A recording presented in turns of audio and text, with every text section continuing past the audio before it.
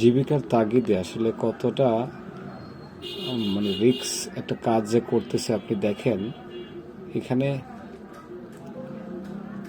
মাত্র ৩,০০০ টাকার বিনিময়ে উনি একেবারে ফুল লাইনে, এটা মানে টু ফোর্স লাইনের মধ্যে দেখেন কাজ করতেছে। আসলে কতটা অভিজ্ঞতা হলে এরকম কাজ করা যায় চিন্তা করেই পারবেন না। আমি আসলে তাদের এই আমি কাজটা নিজেই করাচ্ছিলাম, কারণ আমার লাইনটা ঠিক মতন কাজ করতেছিল, কিন্তু উনির যে সাহসিকতা, যে কাজ করার ধরন দেখতেছিলাম আসলেই প্রশংসনীয় এবং আসলেই খুব রিস্কবহুল একটি কাজ। যাই হোক, আল্লাহ তাদের হেফাজত করুক, কারণ যে কোনো বিপদ থেকে আল্লাহ তাদের রক্ষা করুক। তাদের পরিশ্রমের কাজের বিষয়টা আপনি চিন্তা করে পারা যাবে না যে আসলে কতটা পরিশ্রম। দেখেন খালি হাতে কিভাবে ওই এটা ক্লামটা লাগালো। আসলে এই ক্লাম লাগানোর জন্যই আমি কাজটা তাকে দেওয়া হয়েছে, কিন্তু তার কাজের যে ধরন দেখে আমি সত্যি আশ্চর্যান্বিত হয়ে গিয়েছি।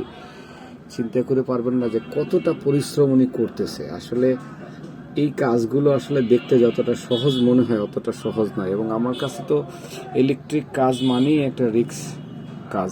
যাই হোক, আমি এই মানুষটা আসলে অনেক ভালো কাজ করে, যার কারণে তার কাছ থেকে আমরা প্রতিনিয়তই কাজ করিয়ে থাকি।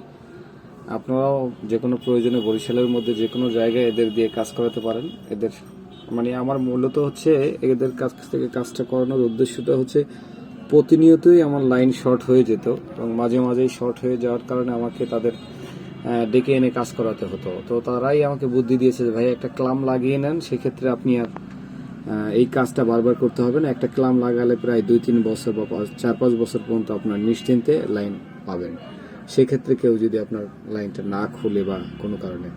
তাই আমি আসলে তার কাজ দেখে আশ্চর্যজনিত হয়েই তার কাজের পারিশ্রমিক দিব, কিন্তু বিশেষ করেন না করেন আমার কিন্তু প্রচুর ভয় করতেছিল তার এই কাজ দেখে।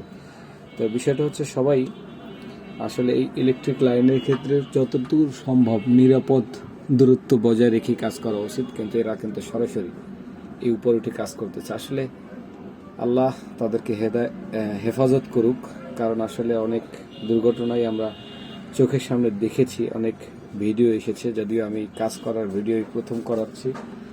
আপনারা দেখে অবশ্যই আশ্চর্যান্বিত হয়ে যাবেন যে তাদের কাজের দক্ষতাটা কতটাই নিখুঁত। এটা আমি আসলে আমার দ্বিতীয় তলা থেকে, আমি তৃতীয় তলা থেকে ভিডিওটা করলে আরো সুন্দরভাবে দেখতে পারতাম।